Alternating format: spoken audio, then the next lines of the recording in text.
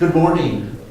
My name is Dr. Tom Rivera. I'm the Associate Dean Emeritus for Cal State San Bernardino, and today is November the 22nd, 2013, and we're in the Fowle Library on the 5th floor, and we are continuing our oral history of South Colton.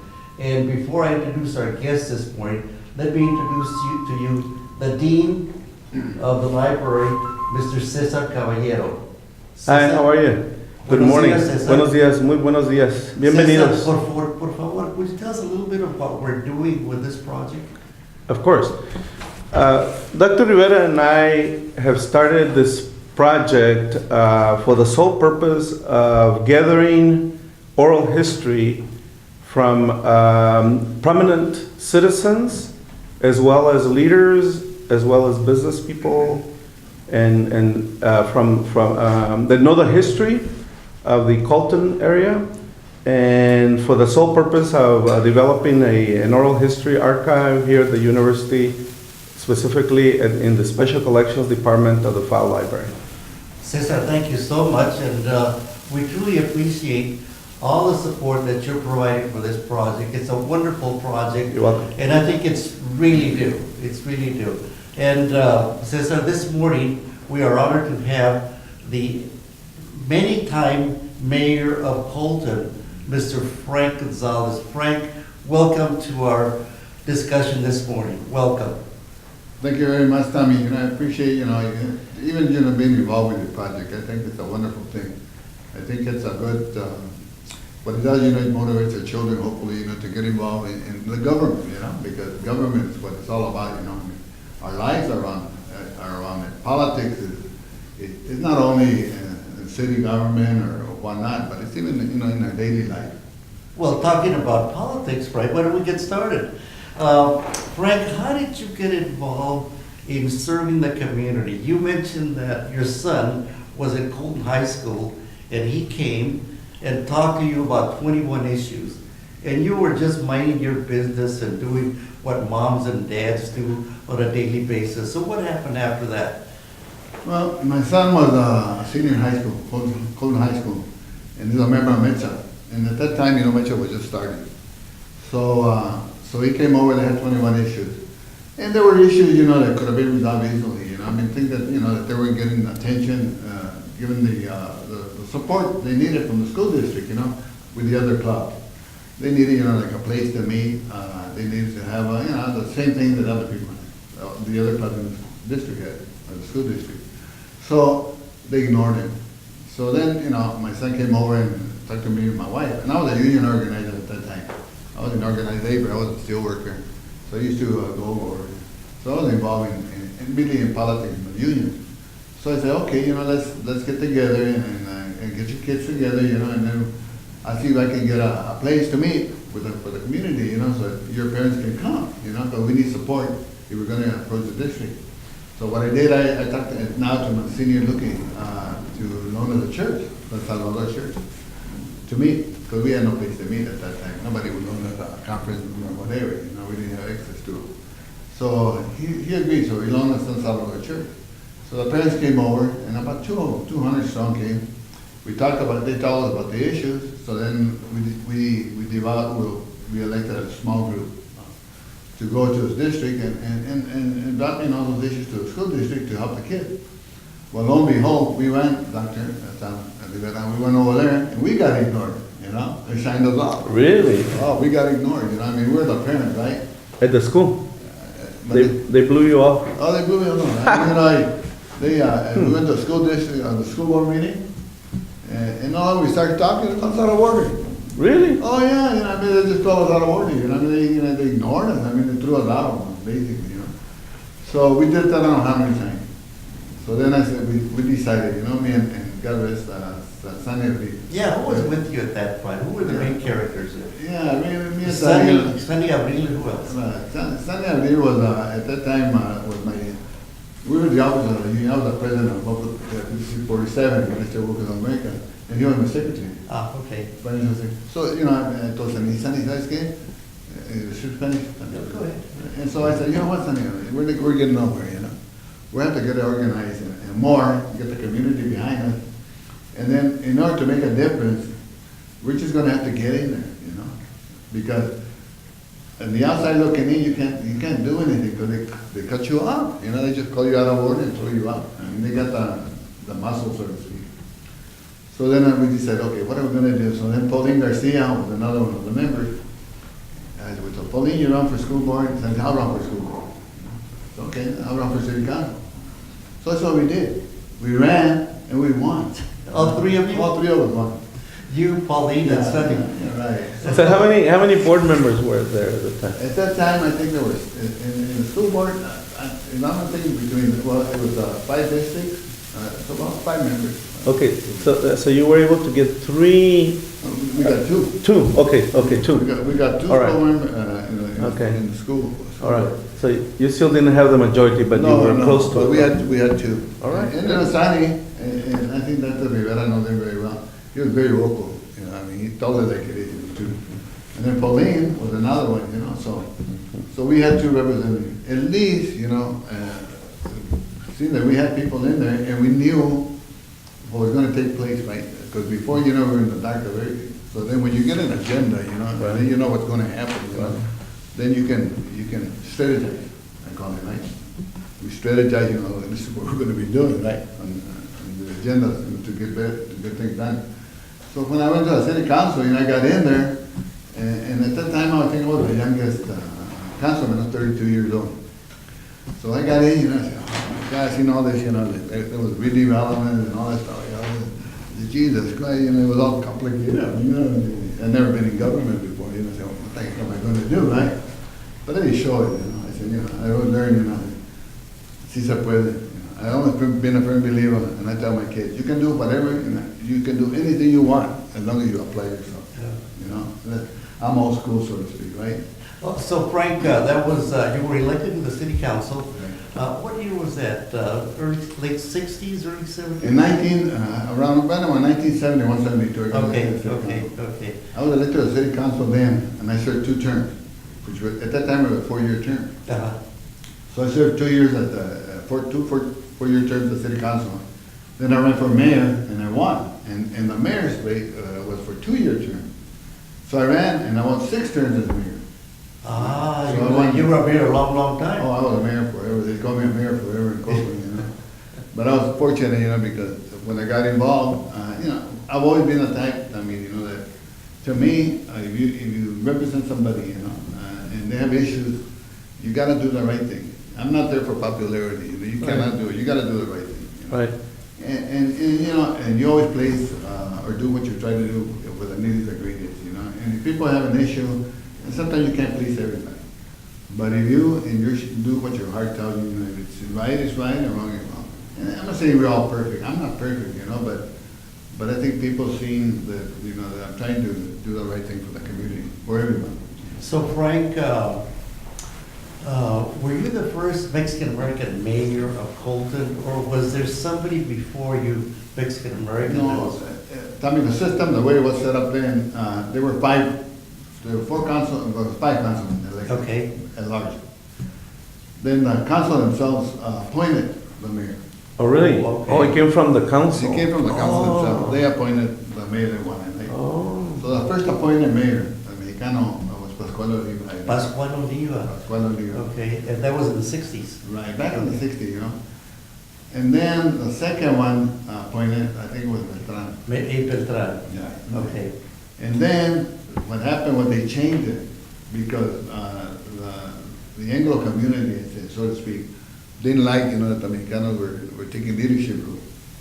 So what they did, they pushed to get an elected mayor. So then, of course, you know, the first elected mayor was Hantun. He was Americano. He won the seat. So then after that, I ran and I bumped him off. You know. So I became the mayor, elected, the first elected Mexicano mayor. And I did it for 6 terms. And that was back in 70s. That was back in the 70s, Uh-huh. 84. For six terms, that was for a long time. Well, you know, Frank, Colton, as you know, was incorporated in 1887, right? 1887 became a city. Colton became a city. And it was not until 1941 that we had our first Mexican-American councilman, and that was Johnny Martinez, Jeremias.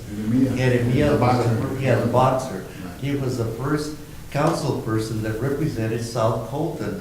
Before that, we had no representation for South Colton. And then your son got you involved, and you haven't stopped. That's it, you know, I got involved back in the 70s, 71, 72. So I served, let's see, 8 terms. Two terms as councilman, 6 terms as mayor. I left for 17 years. Okay, I was gone for 17. But then again, you know, I'm the type of guy, you know, I sit back and I listen, you know, and issues came up again. You know, I didn't think were right for the community. So I went to the city council and I tried to share, you know, some of my thoughts. And again, I got shined off, you know. I said, oh man, I said, you know, and I see the council that's sitting there, you know, they're on office, you know, and then I seen that, and in every city, every government, you know, there's always the power that may be, you know, money talk, you know. So they put whoever they want in office, and they tell them what to do. They don't represent us, you know. And I saw that Not happening. much has changed. I mean, you know, it's Personal it's all over. opinion. Personal opinion. You know, so I said, oh man, this ain't working out, you know. So then I said, and then I, you know, when I went to a council meeting and I was being ignored, and I seen what was going on, and we're going downhill. The city was, I mean, you know, time of year, we were going to be in bankruptcy, man. Oh, that's San right. Bernardino. That's It was right. horrible. That's you know? right. We're a self-contained city, you know. We own a company. We own multi-million-dollar companies, doctor. Our utilities worth $1.5 billion, you know. We generate right now $650,000 a week. $620,000 we take in cash. You know, can you imagine? It's a multi-million-dollar corporation. Then we have the utilities, the water, sewer plant. That's another one, you know, that we serve. We serve at Grand Terrace, 11,000 residents. So you can imagine if you're getting $30 from each resident a month, times 12, you know, how much money is that? So millions, you're talking millions. We own a water company, that's another million, you know. When you come to Colton and you want to put a business, it's mandatory that you do business with us, the city. So, Right. you know, we're blessed. So, but you always have people out there, you know, they're greedy, you know. So they get some of our people, you know, I don't say everybody, you know, is mañoso, so to speak, right? But they go out and they start taking them to dinner, you know, and all that stuff, you know, and all of a sudden, you know, they forget who they represent. Start making some movidas. Ándale. So I said, you know, this can happen, you know, so I'm going to try and make a difference again. So I ran again, I won. So here I am, you know, after a year and a half back in office, you know, it's my 9th election. I think I have a history of, Wow, you're probably the longest serving mayor in this area then. Probably. Well, Frank, you said you were a union representative, and what was your function as a union? What officer were you with the union? What was your office? What was your office as a union? Were you the president of the union? I was the president of Local 5647 United States Workers of America. Uh-huh. And then I did organizing. Okay? When I started organizing, you know, in organized labor, they send you to school, you know. I mean, if you want to go, you learn, you know. So they sent me to become an arbitrator. So I used to arbitrate cases. And arbitration, you know, I mean, like, where you have to learn how to put briefs together and all that. So all my background is really organizing and arbitration, grievance procedures. And I used to teach, later on in years, you know, after I've been there about 10 years, I used to teach the classes at conventions, when the conventions were held. I used to teach a class, you know, and it made me aware of a lot of things, how to do things. And that was a blessing because when I went to government, that helped me a lot because it's all contracts, you know, everything is contract, you know what I mean? So I knew how to, you know, read contract and understand it. Negotiate. Yeah. Well, along with being, you know, an officer for the city, union representative, you also own your own business. Tell us about your business. Yes, I did. You know, you know, and to me a little bit. When I was in high school, I used to work for Al liquor store. And tell me, you're Yeah, I all right, remember. right? I remember. You Yeah, I remember lived that. on Old Street on the Palomas, and I used to live on the Centro de Pueblo, ¿verdad? Yeah. 131 West Street. I was born there, incidentally. Where? On N Street? Oh, and Old Street, una casita. Oh, yeah, yes. Yeah, it was the 131 West. I never forget. Me and my brother were born there. We were delivered by adoption. Lo and behold, you know, they used to come to the house. So I was born there, you know, and I was raised in the barrio. And I'm proud of it, you know, and I tell everybody says, Frankie, you know, you made it, man. They think I was born with it. I said, no, I worked hard for it, you know. I was a steel worker, you know. And then later on in the years, you know, when I was in high school for 4 years, I used to box in that liquor store. I used to be a box boy. Me and Frankie Valdivia. I don't know if you remember. Yes, I do remember. Me and Frankie used to be box boys, you know. And so later on, you know, and just by accident, I guess, you know, after Reverend Wheel, after 27 years, they shut the place down.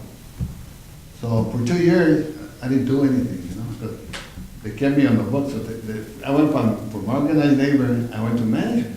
I became overall production, right?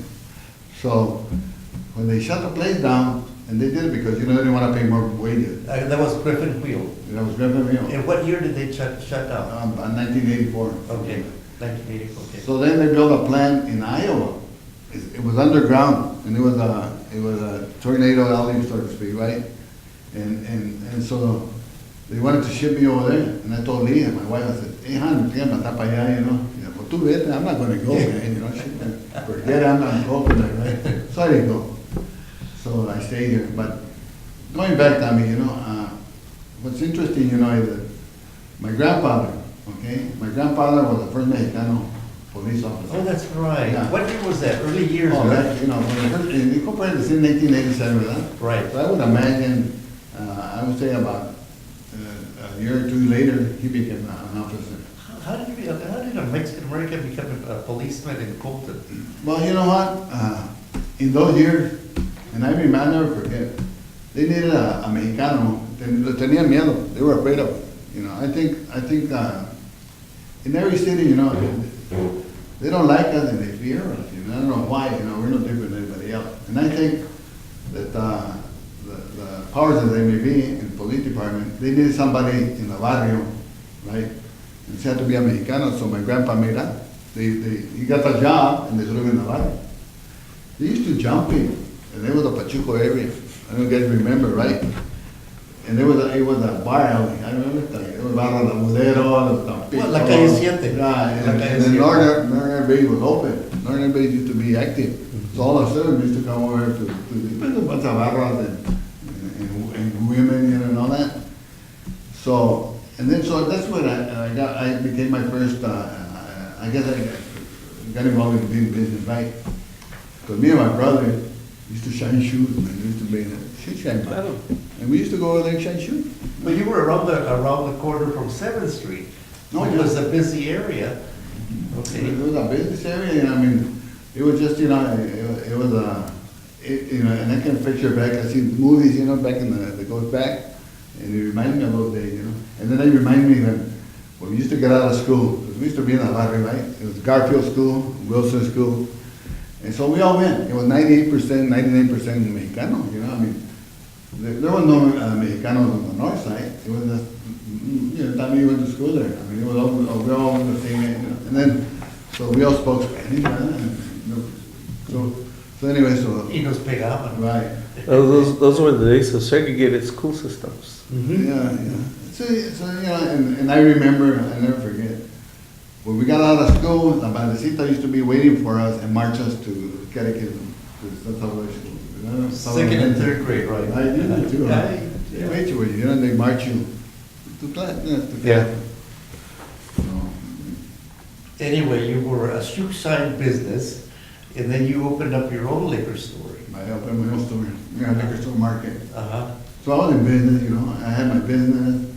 Well, I've done everything. Or union organizer. I've been in politics for almost 30 years. I'm a 6-term mayor, 3-term councilman. So, you know. You've done it all. You've done it all. I've done it. No, todavía no, we're just getting Todavía le started. queda. He's just getting started. Just getting started.